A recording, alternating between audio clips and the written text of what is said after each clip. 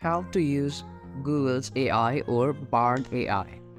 In order to use Bard AI, you must be signed up for Google Bard, and after that, you can go to bard.google.com in your browser. And just like ChatGPT, you must be familiar with some of the prompts in order to use Bard AI. For an example, if I want to write a poem about ocean, what I will do is, in which I just gave it a prompt, just a simple prompt, and the AI has provided me the poem, and you can also see the different version of the draft.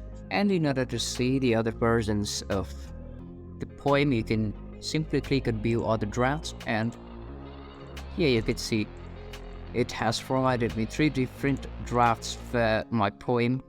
You can even give prompts to write code. You can see the code is ready, and the only thing that you got to do is to paste it on your browser, and you're ready to play the snake game on your browser. This is another example of how you can use Google AI to generate you a code, and you can even use this to write yourself a book. You just got to type a proper prompt here in order to write a book, or in order to write a piece of music, or poems, or generating different codes for your work.